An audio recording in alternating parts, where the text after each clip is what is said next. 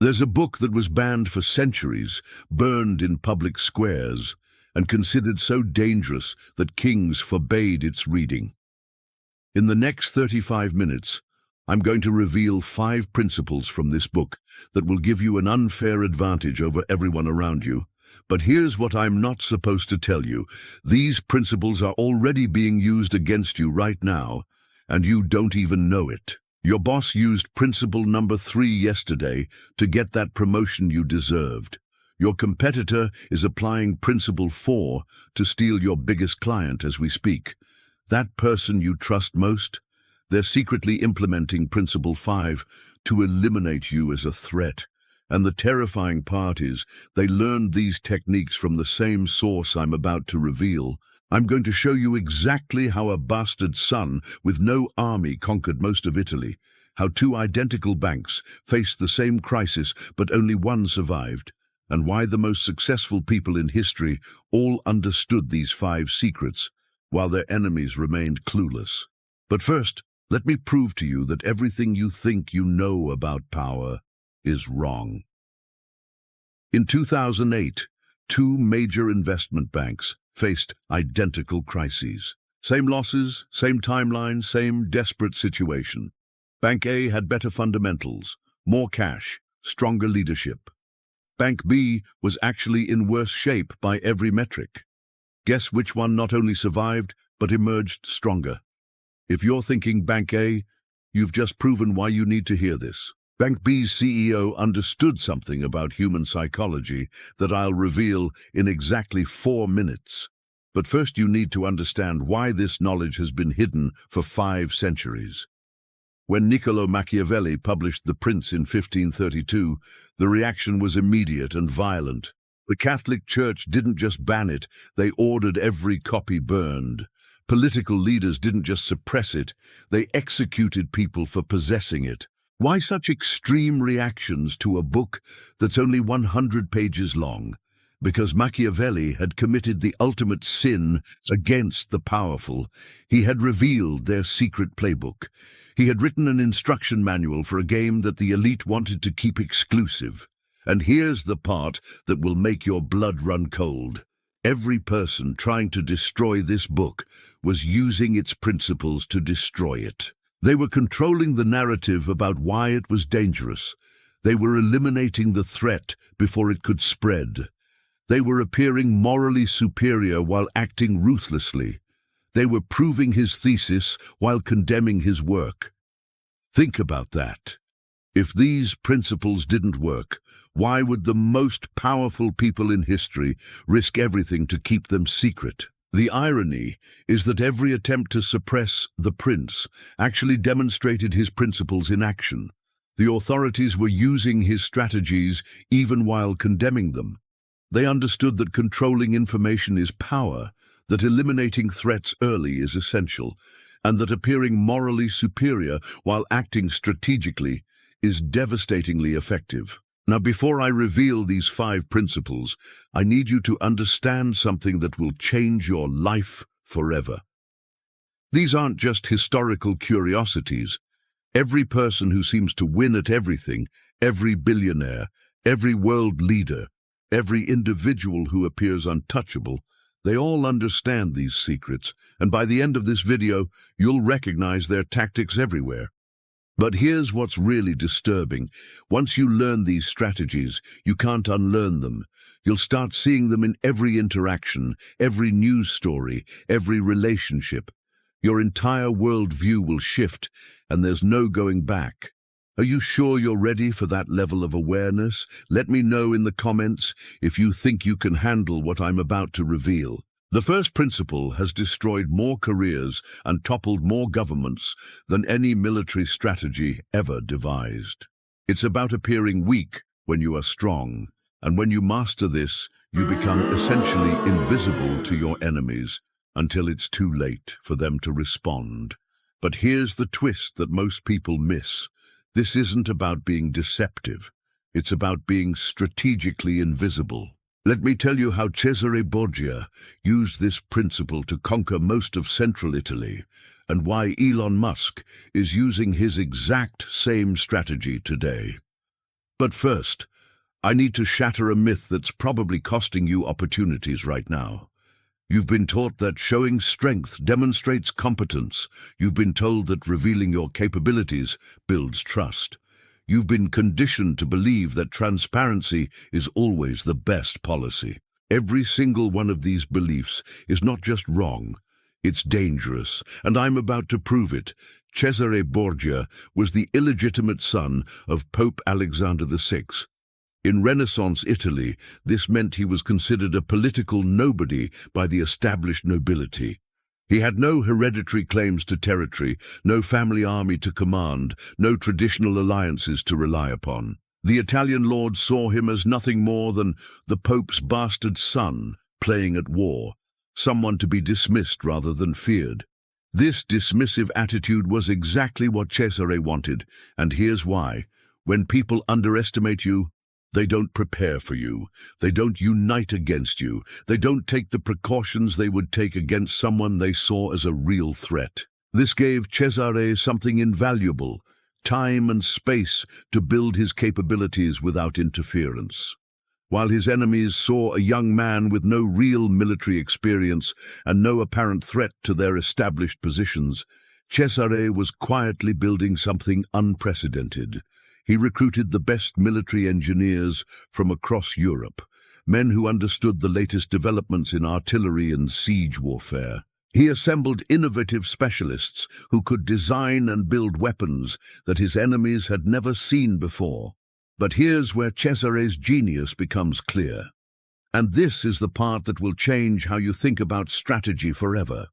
He made sure every victory looked accidental. When he captured the fortress of Imola in 1499, he made sure the story spread that it was due to a fortunate breach in the wall, rather than his superior siege equipment and careful planning.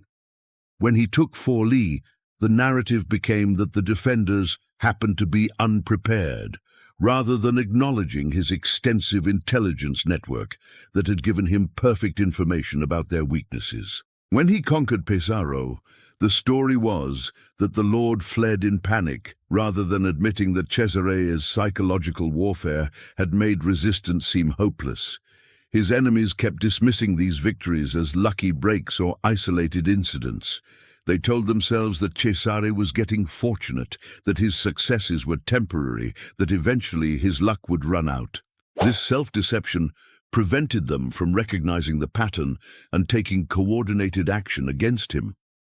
By the time they realized that Cesare's accidents were actually the result of meticulous planning, superior strategy, and innovative tactics, he controlled most of central Italy and had the resources to face any coalition they could assemble. The appearance of weakness had protected him during his most vulnerable period and allowed him to become genuinely strong. Now, if you're thinking this is just ancient history, you're missing the point entirely. This exact strategy is being used today by the most successful people in the world, and once you understand it, you'll see it everywhere. Think about how many times you've seen someone rise to power seemingly out of nowhere. The media loves these stories. The unknown candidate who suddenly wins an election, the startup that overnight becomes a billion-dollar company. But when you dig deeper into these stories, you almost always find the same pattern. Years of careful preparation disguised as casual interest, extensive networking presented as social activity, strategic positioning framed as fortunate circumstances. The appearance of sudden success is almost always the result of long-term planning, combined with the wisdom to keep that planning invisible until the moment of action. Consider Elon Musk, who many people see as someone who got lucky with a few big bets. The popular narrative is that he's a visionary who takes massive risks and somehow they pay off. But study his actual trajectory and you see something completely different. Long before he became famous for Tesla and SpaceX, Musk was systematically positioning himself in industries he believed would be crucial for the future. He didn't just wake up one day and decide to build electric cars. He had been studying automotive technology, battery systems, and manufacturing processes for years before he ever publicly announced his intentions. He didn't just randomly decide to start a space company. He had been researching rocket technology, studying the aerospace industry, and understanding the economics of space travel long before SpaceX became a household name. He understood solar power, transportation systems, and energy storage technologies years before these became mainstream concerns. But here's the key insight that most people miss. He never presented himself as an expert or a threat to established players until he was ready to compete directly. When he first started talking about electric cars, the major automakers dismissed him as a tech entrepreneur who didn't understand their industry. When he announced plans for SpaceX, aerospace companies saw him as a wealthy hobbyist playing with rockets. This dismissive attitude from established players was exactly what Musk needed. It gave him the time and space to develop his capabilities, recruit the best talent, and solve the fundamental technical problems without facing coordinated opposition from incumbents who might have crushed him if they had taken him seriously from the beginning. The same pattern appears with other highly successful individuals throughout history and in the present day. Warren Buffett spent decades appearing to be a simple, folksy investor from Nebraska, while building one of the most sophisticated financial operations in the world.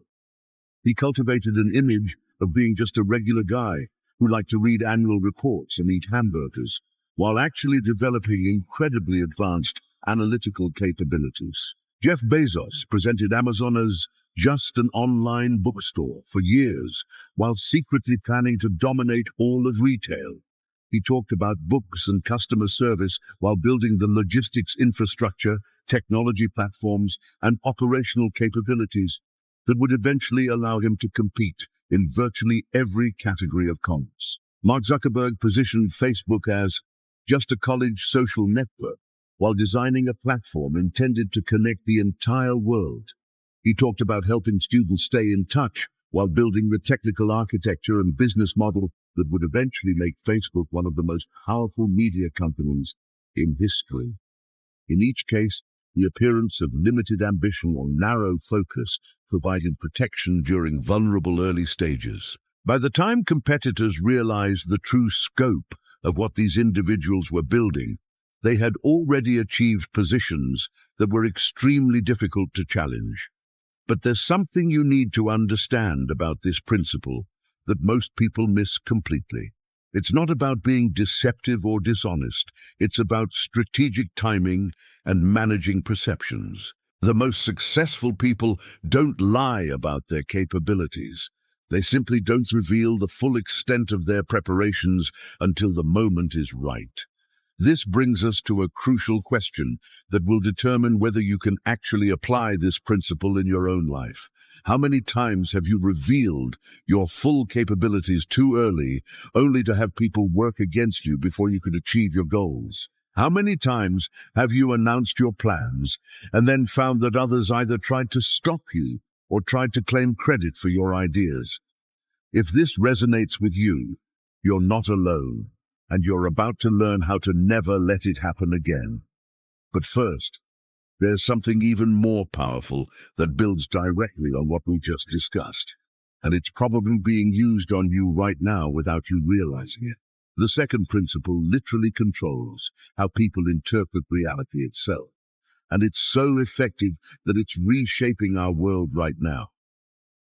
If you're finding this valuable so far, I'd love to hear your thoughts in the comments below, because what I'm about to reveal will change how you handle every challenging situation for the rest of your life. Remember that story about the two bats during the 2008 financial crisis? Here's what actually happened, and why understanding this principle could transform your career, your business, or even save your reputation when things go wrong. Both banks had significant exposure to subprime mortgages and were facing substantial losses. Both needed government assistance to survive. Both were dealing with angry investors, worried customers, and intense media scrutiny. But one bank's leadership understood something the other didn't about human psychology and the power of perception. The second principle is this: whoever controls the narrative controls the outcome, regardless of the actual facts. This isn't just about public relations or spin. It's about understanding that human beings don't respond to reality. They respond to their perception of reality. And the person who can influence that perception has tremendous power over outcomes. Machiavelli understood this when he wrote in chapter 18 of The Prince, "Everyone sees what you appear to be, few experience what you really are, and those few dare not oppose themselves to the opinion of the many who have the majesty of the state to defend them." The bank that survived took an unusual approach that went against every instinct of traditional crisis management. Instead of trying to minimize their problems or deflect blame, they took control of the narrative by being completely transparent about their challenges, while positioning themselves as the most honest and proactive institution in the industry. Their CEO didn't hide from the media. He sought them out. He appeared on financial news programs not to deny problems or make excuses, but to explain in detail the specific steps they were taking to address their challenges. He gave interviews to major newspapers not to minimize their losses, but to outline their comprehensive recovery plan and acknowledge the mistakes that had led to their situation. He testified before Congress not defensively, but as someone who was taking responsibility and leading the industry toward better practices. He spoke at industry conferences not to defend the status quo, but to advocate for reforms that would prevent future crises. The narrative that emerged was powerful. This institution is facing the same challenges as everyone else, but they're the only ones being completely honest about it and taking real action to fix the problems. Investors, regulators, and customers began to see this bank as the safer choice, precisely because they were acknowledging difficulties that other institutions were trying to hide. The other bank took the traditional approach of crisis management. They minimized their exposure, downplayed the severity of their situation, and consistently presented themselves as being in better shape than they actually were. They hired expensive public relations firms to craft carefully worded statements that technically were lies, but didn't tell the whole truth either. When journalists asked difficult questions, they gave evasive answers. When regulators demanded information, they provided the minimum required. When investors expressed concerns, they offered reassurances that everything was under control. But in a crisis, this traditional approach backfires spectacularly. When the full extent of their problems inevitably became public, and in a crisis, everything eventually comes to light, the narrative became, "This institution has been misleading us about their real situation. If they've been dishonest about this, what else might they be hiding?" Once that narrative took hold, it became a self-fulfilling prophecy. Customers withdrew their deposits. Investors sold their shares. Regulators increased their scrutiny. Partners became reluctant to do business with them. The institution that had tried to control information by hiding it lost all control over how their story was told. The bank that controlled their narrative by being transparent survived and eventually thrived. The one that lost control of their story by trying to hide the truth faced much greater scrutiny and ultimately required more extensive government intervention to survive. But here's what will absolutely blow your mind. The CEO who survived later admitted privately that his bank was actually in worse financial shape than the one that failed. Their losses were larger, their exposure was greater, their recovery was more uncertain. The only difference was narrative control. This insight is more relevant today than ever before. In our interconnected world, where information spreads instantly and everyone has a platform to share their perspective, the ability to shape narratives has become one of the most important skills anyone can develop. Think about how this applies to major companies and how they've built their success not just through superior products, but through superior storytelling. Apple doesn't just sell technology, They've created a narrative that choosing Apple means you're creative, innovative, and think differently. They've made their products symbols of identity rather than just functional tools. People don't just buy iPhones because they are the best phones. They buy them because of what owning an iPhone says about who they are. Apple has convinced millions of people that their choice of phone is a statement about their values, their creativity, and their sophistication. Samsung might produce phones with superior specifications, longer battery life, or lower prices, but they've never been able to compete effectively with Apple's narrative. The story Apple tells about their products and their customers is more powerful than the technical reality of what their devices can do. Nike doesn't just sell athletic shoes. They've built a narrative that wearing Nike means you are dedicated to excellence, pushing your limits, and refusing to accept mediocrity. Their Just Do It campaign isn't really about shoes. It's about identity and aspiration. Starbucks doesn't just sell coffee. They've created a story that choosing Starbucks means you appreciate quality, sophistication, and the finer things in life. They've convinced people that paying $5 for coffee is inexpensive. It's an investment in their own self-image. Tesla doesn't just sell electric cars. They've built a narrative that driving a Tesla means you're environmentally conscious, technologically advanced, and part of the solution to climate change. Elon Musk has made Tesla ownership a statement about values and vision for the future. But narrative control isn't just for major corporations. It's happening in your workplace, your relationships, your community every single day. The person who can frame how situations are understood and interpreted has enormous influence over how those situations develop. Think about the last time you had a disagreement with someone at work. Who got to tell their version of events first? Who positioned themselves as the reasonable party trying to solve problems? Who framed the conflict in terms that made them look good and the other person look bad? Whoever controlled that narrative likely influenced the outcome, regardless of who was actually right or wrong. You might be losing battles in your life right now, not because you're wrong, but because someone else is better at framing the story. Your ideas get dismissed, not because they're bad ideas, but because someone else has positioned them as impractical or risky. Your contributions get overlooked not because they're not valuable, but because someone else has shaped the narrative about who the real contributors are. Your perspective gets ignored not because it's not valid, but because someone else has controlled how the situation is understood and interpreted. This is happening to you right now, and it will continue to happen until you learn to take control of your own narrative. But here's the good news. Once you understand how narrative control works, you can start applying it in your own life. You can learn to frame situations in ways that serve your interests. You can position yourself as the reasonable, competent, trustworthy person in any conflict. You can shape how others see your contributions, your ideas, and your value. The key is understanding that people don't just respond to what happens. They respond to how what happens is framed and interpreted.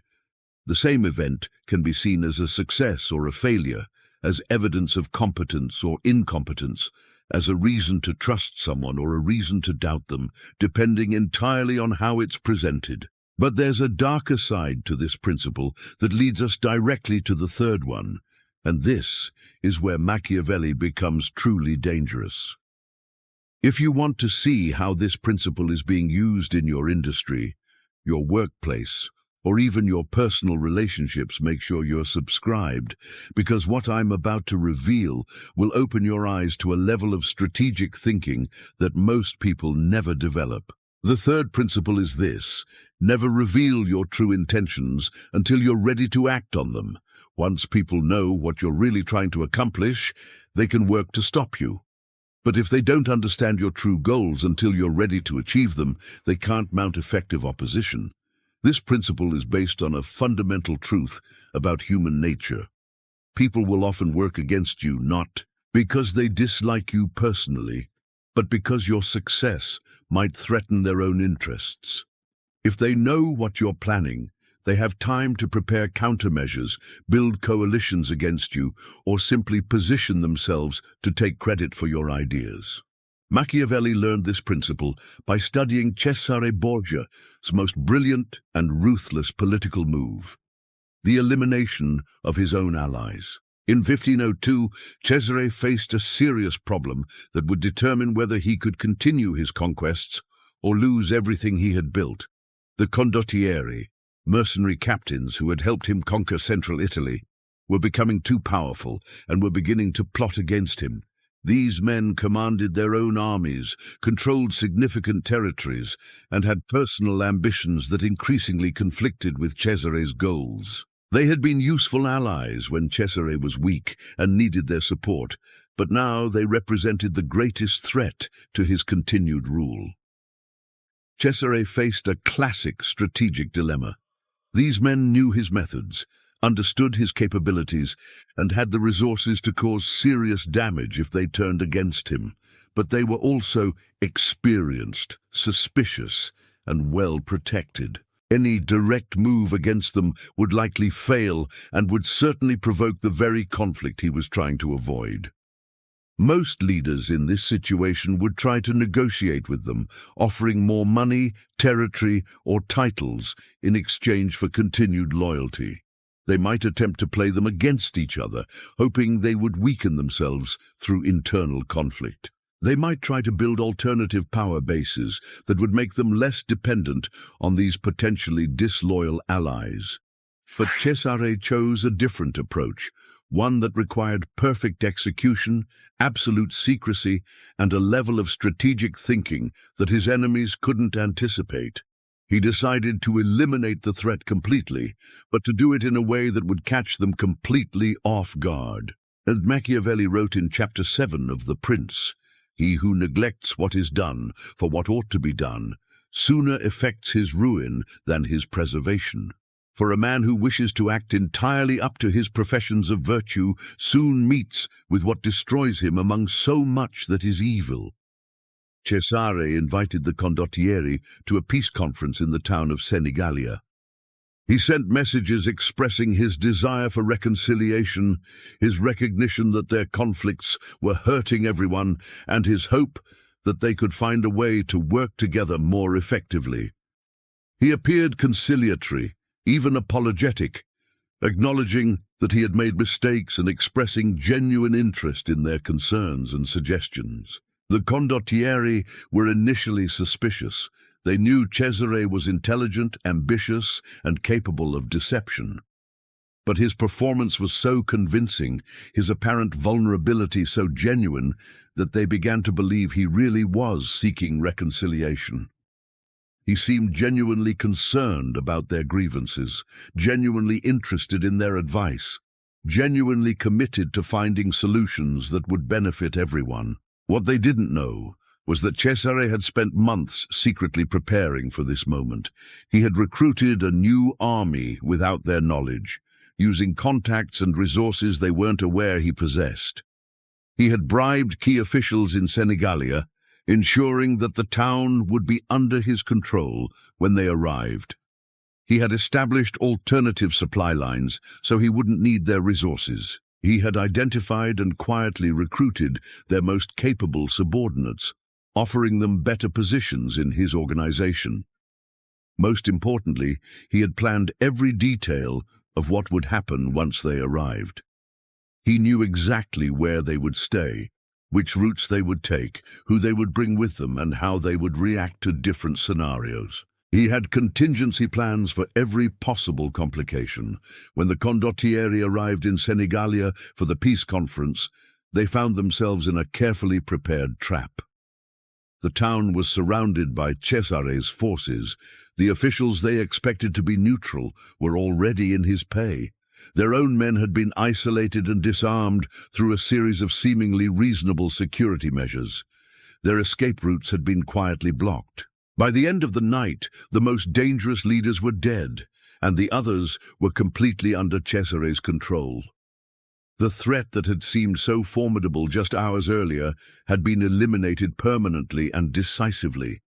The genius of this operation wasn't just the tactical execution, it was the psychological preparation that made it possible. Cesare had convinced his enemies that he was weak and desperate for peace, when he was actually orchestrating the most decisive action of his career. He had appeared to be seeking their help and guidance when he was actually eliminating them as threats. He never revealed his true intentions until it was impossible for them to respond. This exact principle is being used today in ways that directly affect your life, and once you understand it, you'll see it everywhere. Think about major corporate acquisitions that have surprised entire industries in recent years. Amazon buying Whole Foods, Disney acquiring Marvel, Facebook purchasing Instagram, Microsoft acquiring LinkedIn. In every single case, the acquiring company appeared to be focused on completely different priorities, while secretly planning moves that would reshape entire industries.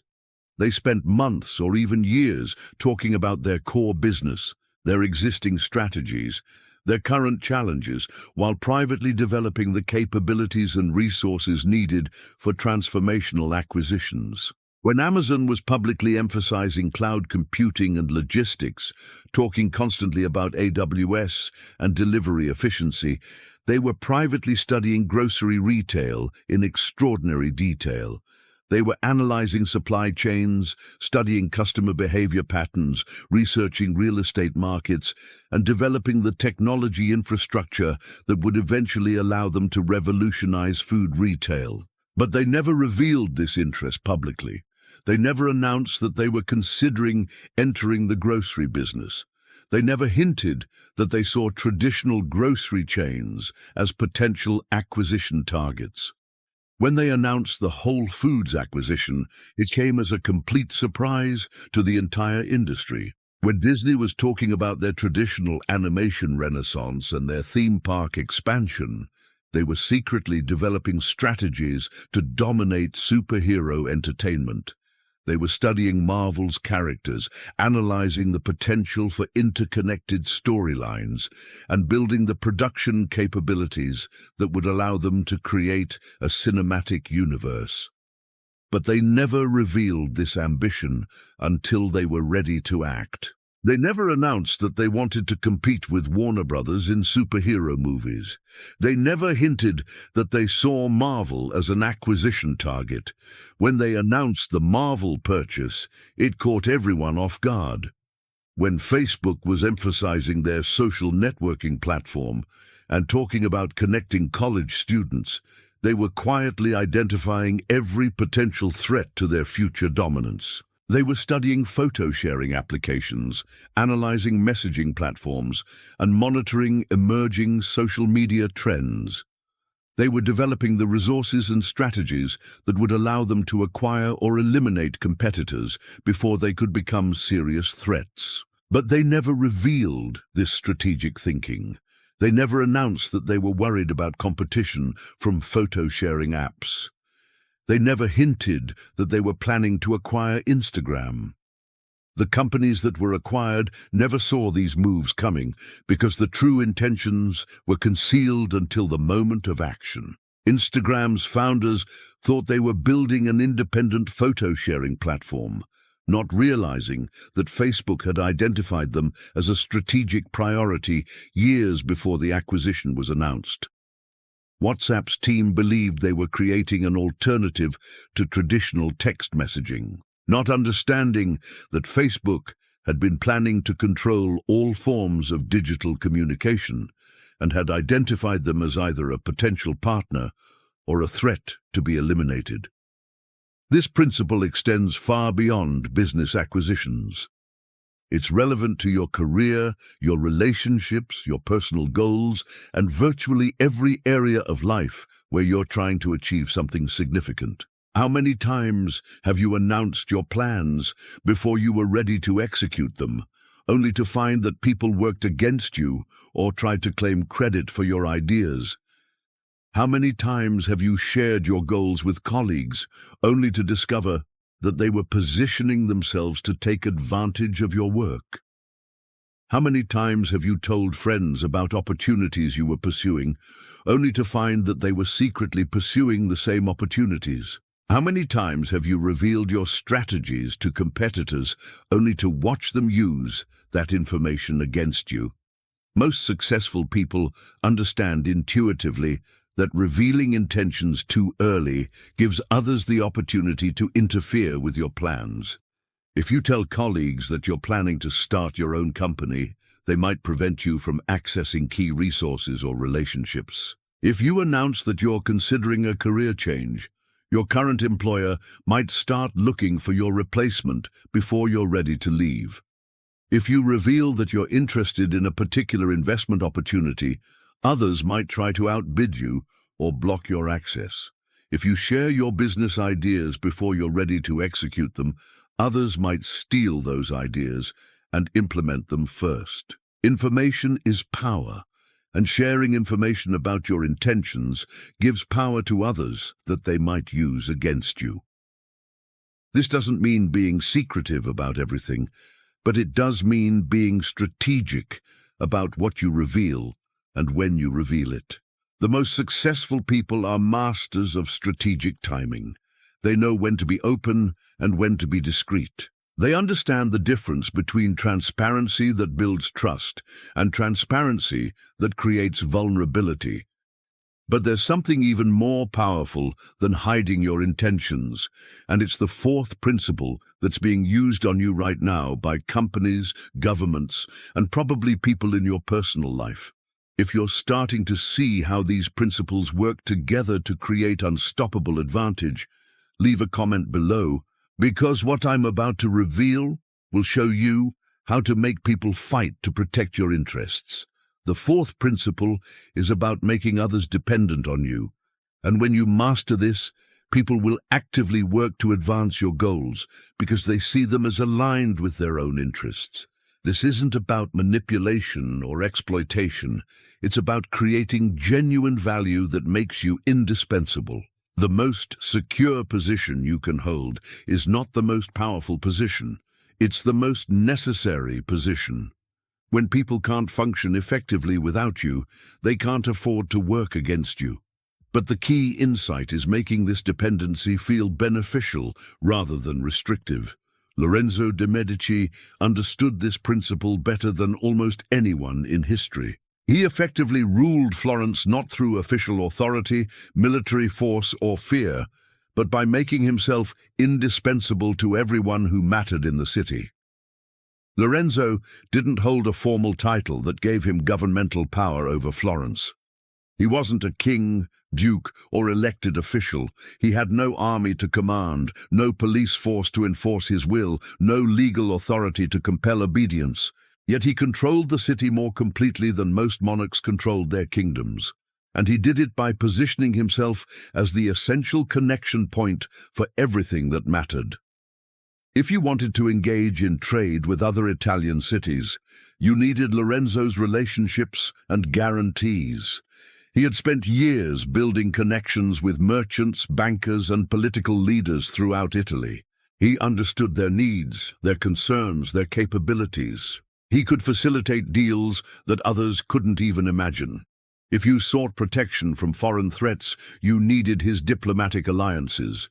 Lorenzo had cultivated relationships with rulers across Europe.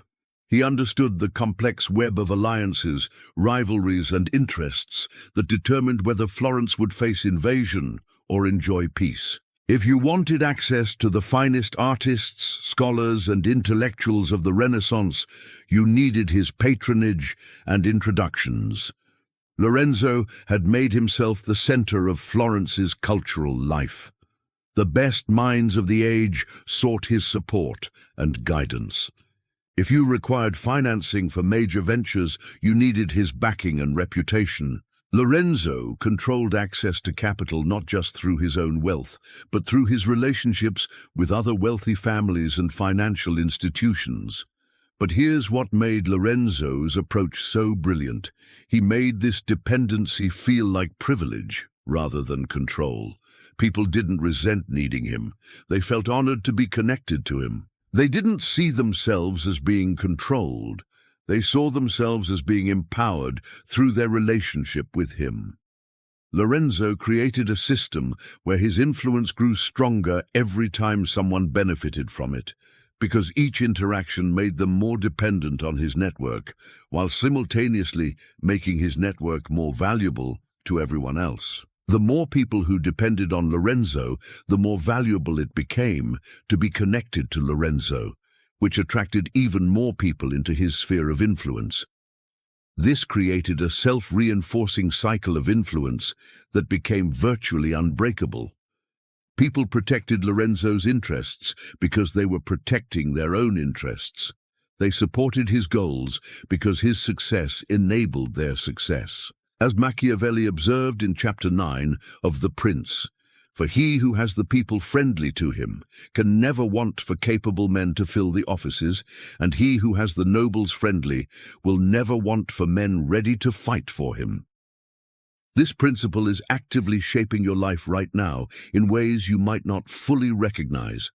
Consider your smartphone and the ecosystem of applications and services connected to it. When did you last go an entire day without using it? When did you last seriously consider switching to a completely different platform? Apple and Google haven't just created devices, they've created dependency systems that are extraordinarily difficult to abandon. Your photos are stored in their cloud services. Your contacts are synchronized across their platforms. Your messages are transmitted through their systems. Your navigation relies on their mapping services. Your entertainment comes through their application stores. Your work productivity depends on their software.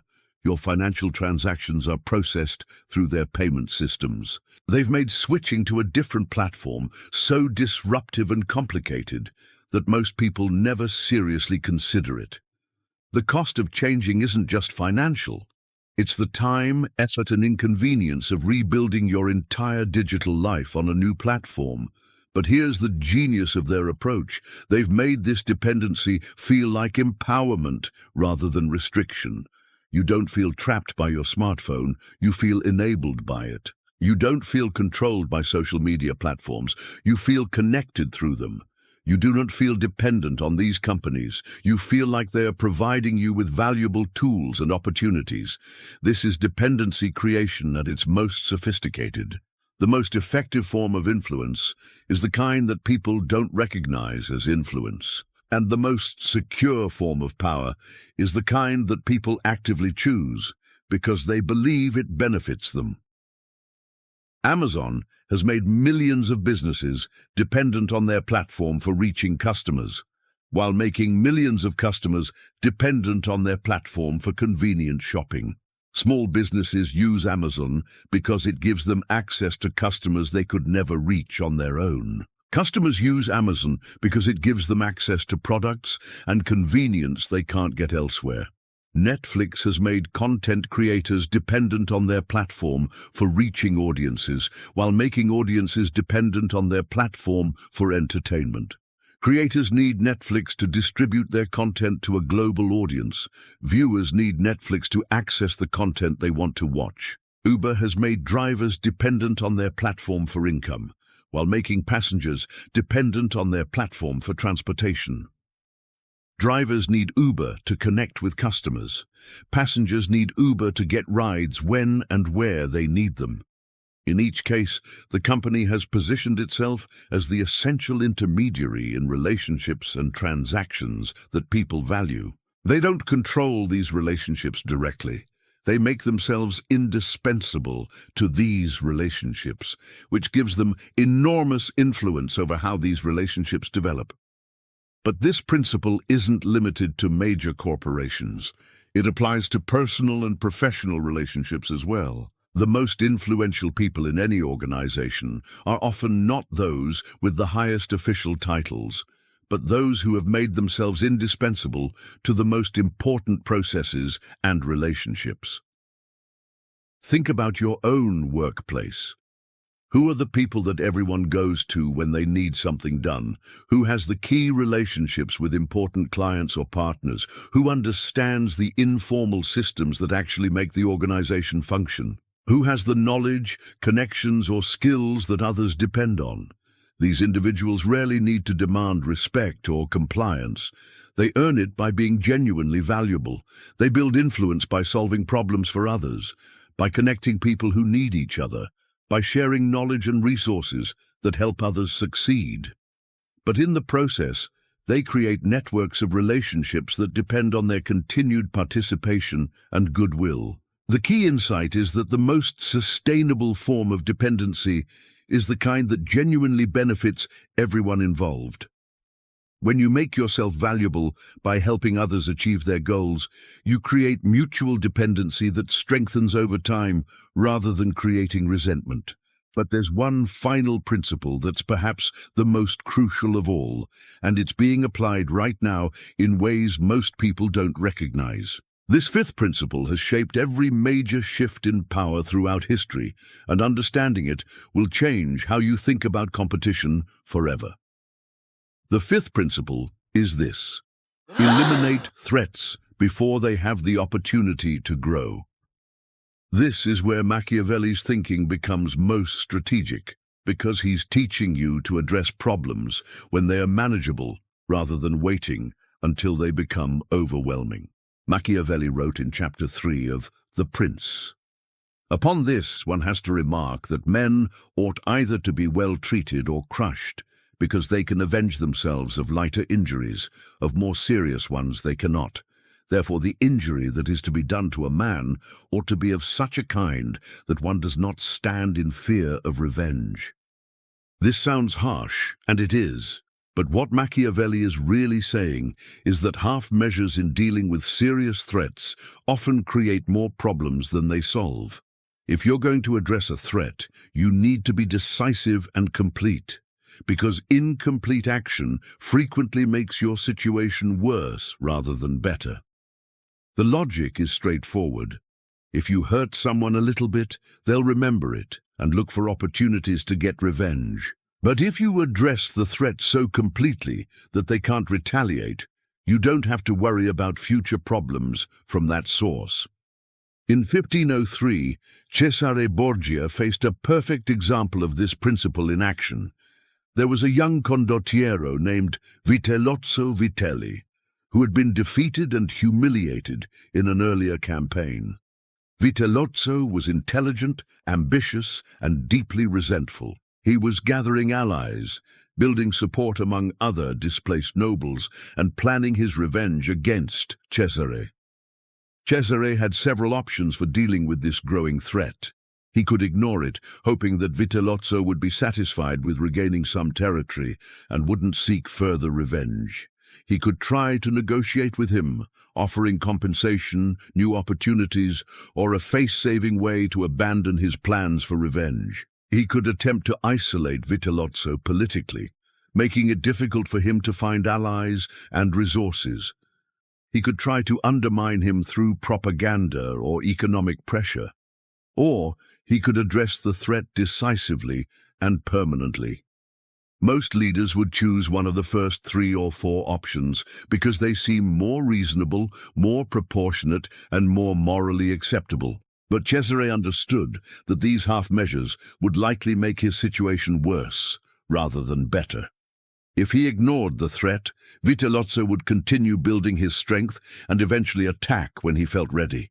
If he tried to negotiate, Vitellozzo might accept a temporary agreement, but would likely resume his plans for revenge when circumstances were more favorable. If he tried to isolate or undermine Vitellozzo, he would signal that he saw him as a threat, which might provoke the very attack he was trying to prevent.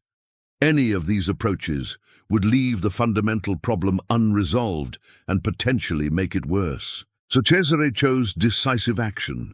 He did not just defeat Vitellozzo, he eliminated him and his entire network of potential allies in a coordinated operation that prevented any future threats from that quarter. It was brutal, but it was also final. Cesare never had to worry about revenge from Vitellozzo or his supporters because there were no survivors to seek revenge. The lesson Machiavelli drew from this wasn't that violence is always the answer, but that decisive action is often more effective and ultimately causes less suffering than prolonged conflict. By addressing the threat completely, Cesare prevented a long, destructive war that would have cost many more lives and caused much more suffering than his single decisive action. This principle is being applied today in business and technology in ways that are completely legal but equally decisive.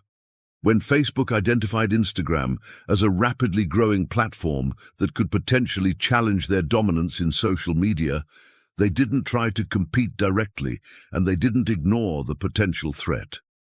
Instead, they acquired Instagram for $1 billion in 2012, when Instagram had only 13 employees and no revenue. Many people thought Facebook had overpaid dramatically for a simple photo-sharing application with no clear business model. How could a company with no revenue possibly be worth $1 billion? But Mark Zuckerberg understood the fifth principle perfectly. He wasn't buying Instagram's current revenue, he was eliminating a future threat. By acquiring Instagram, Facebook didn't just remove a potential competitor, they transformed a potential threat into a source of strength.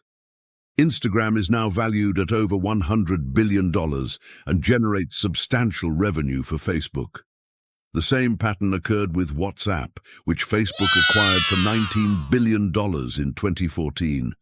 Again, critics said Facebook had overpaid for a messaging app that wasn't even generating significant revenue. But Zuckerberg was applying strategic thinking that most people didn't understand. He identified WhatsApp as a threat to Facebook's dominance in communication and messaging, and he addressed it through acquisition rather than allowing it to grow into a serious competitor. WhatsApp now has over 2 billion users worldwide and is an integral part of Facebook's global communication strategy. Google has applied this principle repeatedly throughout their history. When they saw YouTube growing rapidly and potentially threatening their dominance in online advertising, they acquired it for $1.65 billion in 2006. When they recognized that artificial intelligence could threaten their core search business, they acquired DeepMind and numerous other AI companies before they could become serious competitors. When they saw that mobile operating systems could threaten their control over search, they acquired Android and made it free to device manufacturers, ensuring that Google Search would remain the default on billions of mobile devices. In each case, these companies identified potential threats early and addressed them through acquisition rather than allowing them to grow into serious competitors. They understood that it's much cheaper and more effective to eliminate threats when they're small than to fight them when they've become powerful. But this principle also works in reverse, and understanding this reverse application is crucial for recognizing when you might be targeted. Companies that fail to apply the fifth principle often find themselves eliminated by competitors who do understand it. Consider the story of Blockbuster and Netflix. Blockbuster had every opportunity to eliminate the Netflix threat when Netflix was small and vulnerable. In 2000, Netflix offered to sell their company to Blockbuster for $50 million. Netflix was struggling financially, had a limited customer base, and was facing significant challenges with their business model. Blockbuster's executives not only rejected the offer, they laughed at it. They saw Netflix as a niche service that would never threaten their dominance in video rental. They dismissed the idea that people would want to wait for movies to be delivered by mail when they could drive to a Blockbuster store and get them immediately. This was exactly the kind of half measure that Machiavelli warns against. Blockbuster recognized Netflix as a minor irritation, but chose to ignore it rather than address it decisively. They thought they could simply outlast Netflix through superior resources and market position. By the time they realized that Netflix represented an existential threat to their business model, it was too late. Netflix had grown too large, too well-funded, and too technologically advanced to be acquired or eliminated. Blockbuster's attempt to compete with Netflix through their own mail-order service was too little, too late. Similar patterns appear throughout business history. Kodak actually invented digital photography technology in 1975, but they chose to suppress it rather than develop it because they feared it would cannibalize their profitable film business. This was another half measure. They recognized the threat, but chose to ignore it rather than embrace it or eliminate it completely. Meanwhile, other companies like Canon, Nikon, and eventually smartphone manufacturers embraced digital photography and used it to eliminate Kodak's dominance in the photography market. Kodak's attempt to protect their existing business by suppressing new technology ultimately led to their destruction by competitors who were willing to embrace that same technology. Nokia provides another perfect example of this principle in action. Nokia had the technology and resources to compete with smartphones when Apple introduced the iPhone in 2007. They had touchscreen technology, internet connectivity, and application development capabilities. They understood that smartphones represented the future of mobile communication. But instead of fully committing to smartphone development, they chose a gradual transition approach, trying to protect their existing phone business while slowly moving towards smartphones. This half measure gave Apple and Google the time they needed to establish dominance in the smartphone market. By the time Nokia fully committed to smartphone competition, the opportunity had passed. Apple and Google had already eliminated them as a serious threat through superior execution and faster decision-making. Nokia's attempt to gradually transition from old technology to new technology resulted in them losing their position in both markets. The key insight from all these examples is that threats don't remain static. They either diminish or grow, and time usually favors their growth. The longer you wait to address a serious threat, the more resources and capabilities that threat will have to resist your efforts to eliminate it. This principle applies far beyond business competition.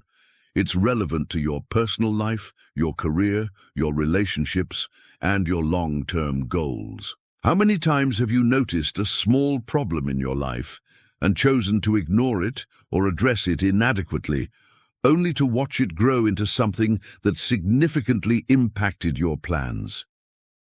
That difficult conversation you're avoiding with a colleague will likely become more challenging over time, not easier. The longer you wait, the more entrenched the problem becomes, the more resentment builds, and the harder it becomes to find a satisfactory resolution. That small financial issue you're ignoring will probably compound and become more serious over time. Interest accumulates, penalties are added, opportunities are missed, and what started as a manageable problem becomes a crisis that requires much more drastic action.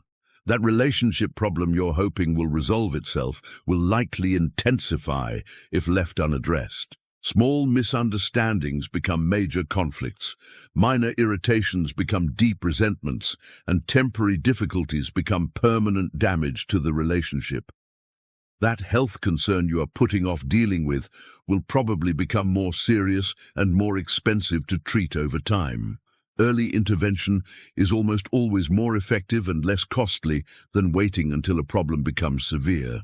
The insight is that decisive action, even when initially more difficult or uncomfortable, often leads to better outcomes than prolonged avoidance or inadequate responses. This doesn't mean being aggressive or destructive. It means being honest about the reality of threats and taking effective action to address them while they're still manageable. Sometimes addressing a threat means having a difficult but necessary conversation. Sometimes it means changing your environment or your relationships. Sometimes it means making a decision that you've been postponing because it seems too significant or final. But the most successful people don't hesitate when they identify genuine threats to their goals. They act decisively, completely, and quickly. They understand that half measures often create more complications than they resolve, while decisive action usually leads to cleaner, more permanent solutions. Now, I need to give you a warning about these 5 principles, because understanding them comes with responsibility. These 5 principles, appearing weak when strong, controlling narratives, concealing true intentions, creating beneficial dependency, and eliminating threats before they grow, are extraordinarily powerful tools that have shaped every empire, every fortune, and every shift in power throughout history. But here's what separates the masters from the victims. These principles are morally neutral weapons. They can build or destroy, protect or attack, elevate or eliminate. The same strategies that built Tesla can destroy competitors. The same narrative control that saved one bank can destroy another. The same dependency creation that empowers users can enslave them. The world is already full of people using these principles without conscience. They appear weak while building strength to crush you. They control narratives to serve only themselves. They hide intentions until it's too late for you to respond. They create dependencies that benefit only them. They eliminate threats without regard for consequences. Machiavelli didn't write The Prince to create more predators. He wrote it to arm the prey. He understood that power operates by these rules, whether you acknowledge them or not. The only choice is whether you'll be conscious or unconscious, predator or prey, master or victim. As he wrote in chapter 15, and many have imagined republics and principalities which have never been seen or known to exist in reality. For how we live is so far removed from how we ought to live that he who abandons what is done for what ought to be done will rather bring about his own ruin than his preservation. You now possess the same knowledge that built every empire and toppled every throne. You understand how strategic concealment protects during vulnerability. You know how narrative control shapes reality itself. You've learned why premature revelation destroys plans. You've seen how indispensability creates unbreakable security. You understand why decisive action prevents prolonged suffering. The question isn't whether these games will be played. They're already being played around you every moment. The question is whether you'll play them consciously and skillfully, or remain an unconscious target for those who understand the rules better than you do.